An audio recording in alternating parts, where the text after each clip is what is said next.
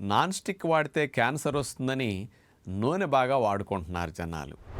నూనె వాడటం వల్ల క్యాన్సర్ వచ్చే అవకాశం 99.999% ఉంటే నాన్ స్టిక్ వల్ల 0.1% కూడా లేదని సైంటిఫిక్గా రుజువైంది.